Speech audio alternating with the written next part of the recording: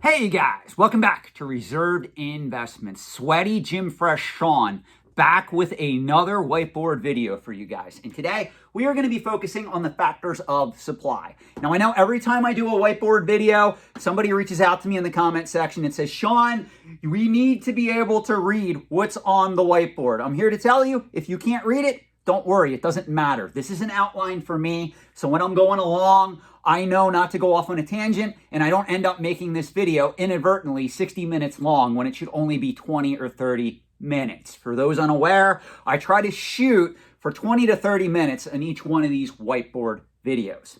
Now, this is going to be a very important video for today because a lot of you guys reach out to me when you're looking at antiques and collectibles to invest in, and you come at me and you say things like, Sean, you don't understand. I'm reading this article. This one comic book just sold for a record-breaking price. Or this one video game just shot up in value and was auctioned through Heritage or Hakes or whatever company. Or this rare coin is selling for X millions of dollars. And what is it that I tell a lot of you guys? You need to realize that demand is constantly in flux. That's why if you get anything out of my videos, guys, know one thing. Even experts in the antiques and collectibles trade hate trying to predict what's going to be collectible, what's going to be popular, and what's going to be valuable 10, 20, 30, 40, 50 years out. Markets do not work the way that you think they work in the overall antiques and collectibles trade. How many times have you guys heard me say that? There's too many people in these markets that focus solely on demand, not understanding that demand is constantly changing. For instance, in the year 2022, is Elvis memorabilia really worth investing in? The answer is no. Well, if you grew up listening to Elvis, seeing a lot of these prices skyrocket over the last few decades, and when I say the last few decades, I'm talking the 1980s, 1990s, early 2000s, you would probably be arguing, well, look, the trend is your friend. Let's catch it and see where it goes. This market's going to keep going up. In the year 2022, I'm here to tell you, Elvis memorabilia is not a good long-term investment in the antiques and collectibles trade to put your hard-earned money. Obviously, the trend has started to shift.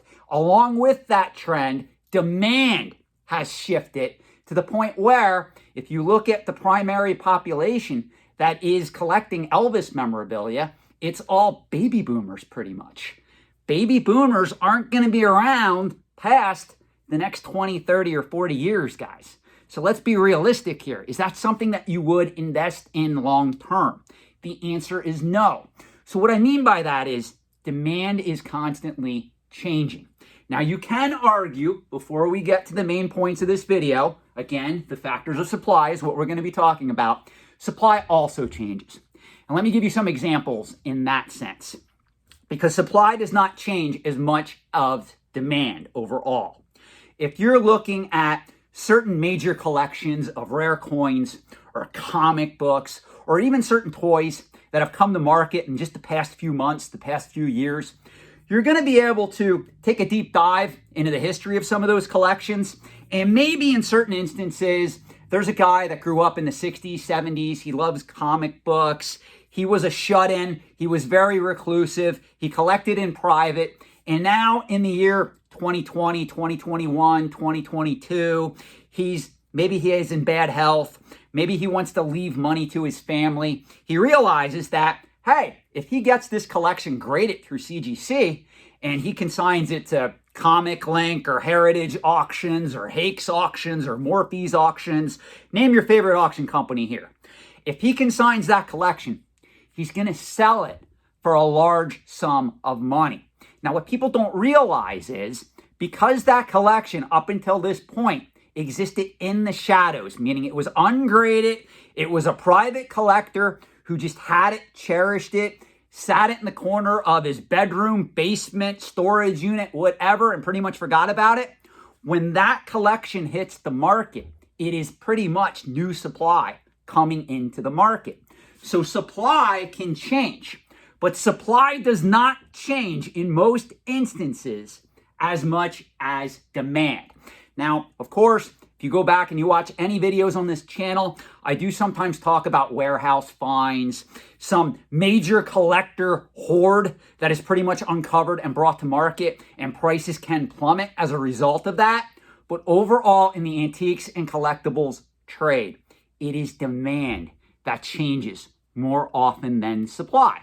So you may be wondering then, how come Sean with Reserved Investments, who went away for like the past 7 days, hasn't uploaded any new content on his YouTube channel? He comes out of the gate direct from the gym and starts talking about supply. Well, the reason for that is quite simple.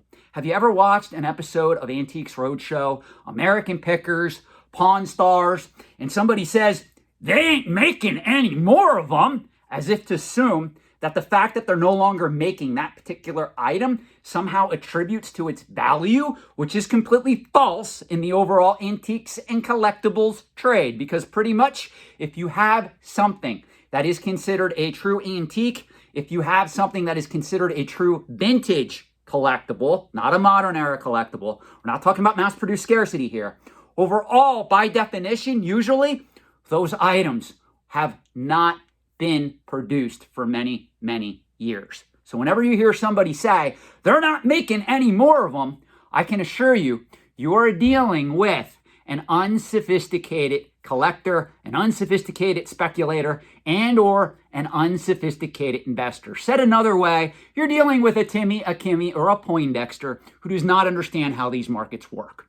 So let's get back to the main point, because I am starting to go off on a tangent here. The factors of supply. The first factor of supply you got to understand when we look at the antiques and collectibles trade as an alternate asset class. How many surviving examples of the collectible in question exist in the overall marketplace? Notice I did not say how many surviving examples exist. I said how many surviving examples exist in the overall marketplace. Meaning, if you want to buy that particular antique or collectible, are you able to buy it right now, assuming you have the money to buy it? Meaning, can you log on to an auction site, a dealer site, maybe a collecting forum that has a buy-sell option, and you can engage somebody that is willing to sell you that item? If the answer is yes at any given time, that means there is a high probability that a lot of those particular examples survived in the overall marketplace and are readily available in the overall marketplace. If you are looking at this market from somebody with an investor mindset, this matters. Why is it that I always tell you guys, you comic collectors out there, be very careful if you're investing in books like Amazing Spider-Man 300 and CGC 9.8. Be very careful with The Walking Dead 1 in CGC 9.8. Books like that exist at any given time in the open marketplace, ready for sale. They are anything but rare. And if demand ever shifts, meaning there is a downturn in demand, the value of that book is also going to fall simply because there's too much supply. That is why we're talking about the factors of supply today. Now, the second question we got to ask, how do we determine this? Meaning, how do we determine how many surviving examples exist in the overall marketplace? Well, I already partially answered this question just literally 30 seconds ago.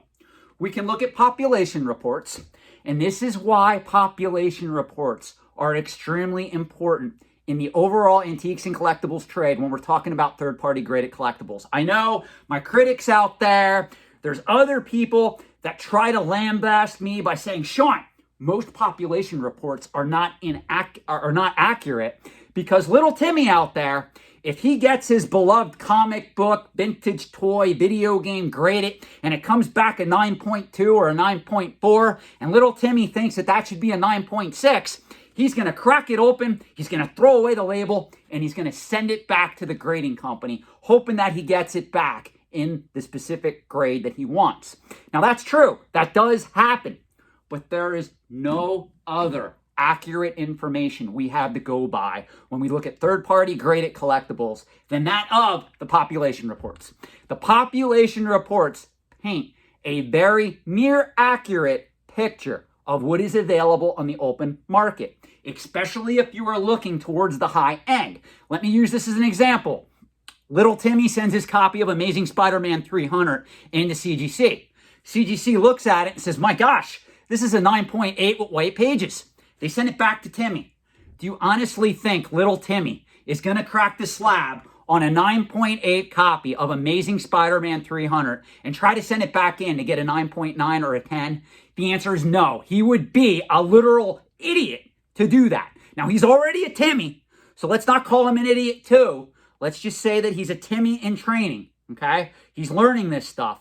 So if he gets his 9.8 Amazing Spider-Man 300 back, most likely he's not going to crack it out and resubmit it for a higher grade. Most people do not do that. It's just like if you look at the PSA population reports. All the cards that are PSA 10s, all that population reports, unless if somebody was stupid and said, you know what, I understand that I have an Alpha Black Lotus that was great at PSA 10. I really don't want it to remain in the PSA holder, which you'd have to be an idiot to do this. I'm going to crack it open and I'm going to put it in a sleeve in my binder. If you're an idiot like that, and sure, there are certain ones that exist, by all means, you do you. But overall, very few people are cracking PSA 10 or BGS 9.5 quad cards out of their holders and putting them in a 3-ring binder. Let's be realistic here, guys. It's just like Waddick Games. If you look at the Waddick Games population reports for Nintendo games right now, you see all those 9.8 games, nobody's cracking them open trying to get a 9.9 or a 10. That is completely ridiculous. So learn from that. The other way we can determine this is eBay or online auction sale histories. Note I said sale histories. If you're searching sale histories on eBay, you have to make sure to click both completed and sold listings, and it should give you a little snapshot of what's sold. I think it's over the last 60 days on eBay. That's a good way to gauge the market. Heritage does a much better job. If you register for a free Heritage Auctions account, you can literally search and it'll pull up all listings going back years, which is very, very helpful in that regard. Another way you can assess this is dealer collector inventories. Now, a lot of you are going to ask me, Sean, I get that I can email a dealer. How would I assess collector inventories? Well, a lot of you guys spend a lot of time on collecting forums. And if you spend a lot of time on collecting forums, you can interact with other collectors. If they're showing you their collection or they're talking about items in their collection, you can simply ask, hey, do you have a Werewolf by Night 32 graded by CGC in 9.8 condition? Or do you have an Amazing Spider-Man 300 in CGC 9.8 condition in your collection? And they will most likely answer honestly. Let's be realistic. So these are all good ways to determine how many surviving examples exist in the open marketplace. Now, this is where we're getting to more of the advanced thinking that goes into this. So we're 13 minutes into this video. Most of the Timmys, Kimmys, and Poindexters already shut off the video. So I can state that the other factor of supply is what condition are the majority of surviving examples in? Stop me if you heard this one before. If we start talking about vintage toys and you go to a family gathering and you bring up that you're really into vintage Star Wars figures, vintage Transformers, vintage G.I. Joe figures, you're going to have that one older person in the group that says, oh, I have some of that stuff stashed in my attic, my basement, my spare bedroom storage closet, whatever it is. Now, this is what you should be thinking. Is that stuff that's stashed in the attic, the basement, the storage unit from some relative that you barely know? Do you really think you're going to find high-grade, top-tier, factory-sealed examples in that collection? No. In most cases, it's going to be mostly played with toys, collectibles, maybe video games. Like, there's a lot of people out there that still have an original Nintendo Entertainment System. And I have a lot of people that are coming to me because they know what I do for a living. Maybe they're distant relatives. Maybe they're just people that know who I am. And they're reaching out to me and they're like, Sean, I was cleaning out this bedroom and I came across a Nintendo Entertainment System with 20 games. What's it worth? And usually I'll shoot back an email or a response and I'll say, hey, let me know what games you have. Do they have any boxes or booklets to them? And what's the overall condition? And usually when I get that information back, it's disappointing to the person that has it. They're not sitting on a gold mine. So I state this because you got to understand that when we talk about investment grade collectibles and antiques, we are really referring to the top 15% of the market only. And I know the Timmies, Kimmies, and Poindexters that are watching this video right now, they're all hitting the dislike button because every time I say that, they don't understand what I mean. So let me clarify it this way. I'm not stating that you can't make money on the bottom 85% of the market. But you're going to see when we get down here, when we talk about the top 15% of the market, that appeals to investors, long-term investors in this market. And if you watch any of my videos, that's what I want you to be. I want you all to get to that point where you can see through the market manipulation, the hype, the speculative-phoria, the collector-phoria. You can go on these collecting forums and you can say, okay, I'm interacting with this dude. This dude's giving me a line of BS. He's obviously just a collector who is emotionally attached to this stuff, who should not be giving any form of investment advice. What I want you to be, at the very least, a collector investor. Somebody who is well versed on these markets that, yes, maybe you do have an emotional attachment to these items, but you understand the reasoning behind the investment euphoria, the investment potential of a lot of these items. That's my gift to you by doing these videos. So on that topic, let's talk about the only 3 markets in the antiques and collectibles trade that you can sell supply into. And again, I don't care right now for talking purposes what condition that supply is, what collectible or antique we are talking about. It can be vintage Star Wars figures, it could be comic books, it could be Andy Warhol artwork, it could be, again, comic books, Pokemon cards, rare coins, historical documents, antique weapons, whatever it is. There are only 3 markets that you can sell into in the antiques and collectibles trade. You want to know what they are? Let's review. The first is the collector market. If you have a rare action figure, even if you have action figures that are relatively common from like the original vintage Star Wars line and they're in beat up condition, if you go to the collector market, there is somebody that will probably pay you to take those items off their hands. Now, why will they do that? Because they're collectors. They're not trying to invest in this stuff, guys. They just have an emotional attachment to it. Going back to my earlier example with the relative that found the Nintendo with 20 games in her closet, yeah, she can probably sell that into the market very easily. We all know that she can. The problem is, it's going to a collector. It's not going to go to an investor. And I'm going to explain why in a bit. So you need to understand that the first predominant market in the overall antiques and collectibles trade that you can sell supply into is the collector market. That makes up probably 70 to 80% of the overall collecting market. It is a niche market. Understand that, guys. We're not talking Wall Street. We're not talking stocks, bonds, mutual funds, ETFs.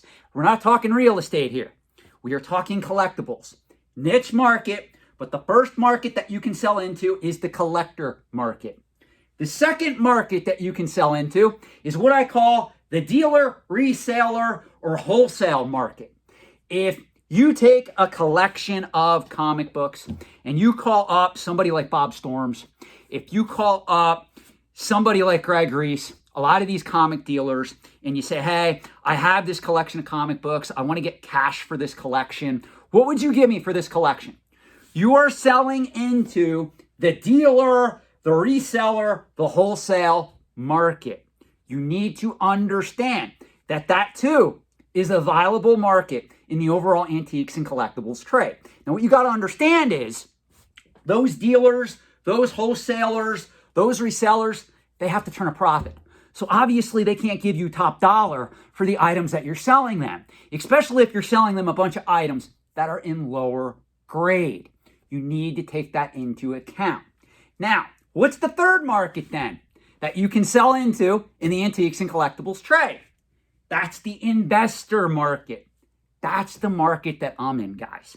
That's the market that I at least want you guys to understand the ins and outs of and have at least working knowledge of, even if you're not playing in that pool. Now, to use this as an example, if somebody calls me and says, hey, Sean, I have this collection of Star Wars and G.I. Joe figures that I found in my attic. They're in used, played with condition. I'm only looking for a couple of bucks for the collection. Will I buy it? Yeah, I would buy it. I would then resell it into the collector market. And a lot of you guys are asking, well, why wouldn't you keep it? Because I'm in the investor market, guys. I'm in the top 15% of the market, meaning I want my rare coin where if I check the PCGS population reports and there may be only, let's use this as an example, 80 known specimens of this coin. I want to go into, remember we talked about this, optimal collecting grade, and that's the type of position I want to be in when I buy those items. I'm looking from the mindset of an investor. I'm not looking from the mindset of a collector. What I want you to get out of this channel is, rather than coming to this channel, rather than coming with your own preconceived notions as to how these markets work, I want you to have an open mind. Because most of you are making major mistakes in these markets. You are buying what you think are assets, when a lot of the items that you are buying for investment are nothing but liabilities. I want to get you to a point where you are playing in the top 15% of the market and you are calling yourself an investor. Can you still be a collector? Can you still have, whatever you want in your collection? If your thing is, Sean, I collect Pokemon cards. I like having them in a binder, or I still have my collection for when I was a kid of Magic the Gathering cards or Yu-Gi-Oh! Sure, you can be a collector. I'm not telling you to cut off all sense of being a collector. But what I am trying to get you thinking along the lines of how these markets work so I can be a prominent investor in the antiques and collectibles trade and play in the top 15% of the market. And if you want to know what the top 15% of the market is in any market, whether we're talking artwork, antiques, comic books, rare coins, video games, Pokemon cards, Magic the Gathering, Hot Wheels cars, whatever it is that you collect, top 15% of the market is the investor's investment grade market for investment-minded people. That's the pool that they play into. That's why when you look at the factors of supply, you need to understand what you're buying, whether you're buying it for the short term, the long term, and who you're selling it to. Who's the person that's going to buy it on the other end of the rainbow? I'm going to use this, and this is how I'm going to end this video. I invest in rare coins. Most of the coins that I have in my collection are valued between $5,000 to $10,000 a piece. Do you know why that is? Because I'm looking, if I sell that collection 10, 20 years from now, I'm looking for the investor. I'm not looking for the collector to buy it. I want the investor to look at my collection and go, wow, that Sean guy, he knew what he was doing. He used optimal collecting grade. He went after a lot of these key pieces. He put them away. He miraculously stored them. And today, they're worth a pretty penny. That is how investors think. A lot of you guys think like collectors. And I'm going to say this, and I'm sorry. It shows in your interactions. It shows in what you're buying. It shows in the arguments that you present, not only against me, but against people like Harry Rinker, other experts in the trade. I see your responses in some of the comments, and I just shake my head. That's why I do these videos, guys. Get to the point where you can think like an investor, and I assure you, you will then get it. You will then be at a point where you can look at these markets and you can go, I can step back, I can pull away from my emotional attachment, and I can see demand, supply. Oh, okay, investor mindsets here, collector mindsets over here. This person over here is a speculator. I see how all this fits. I'm going to leave you with this. There is an excellent piece of literature that was done by a Greek philosopher by the name of Plato. If you don't know who Plato is, look up the allegory of the cave. And when you watch this channel, that's what I want you to be thinking, in that direction, where you're entering a room and there's different levels. I am trying to teach you a lot of these different levels that make up the antiques and collectibles trade. Again, I don't have all the answers, guys. I do not have all the answers, but I know more than the average person. And that's how I've been doing this, to the point where I'm now 45 years of age in this trade, and I have a lot more to show for it than most of the people my age. So just keep that in mind. Thank you for watching. Let me know what you think in the comment section below. Have a good night, and I will be back with more videos.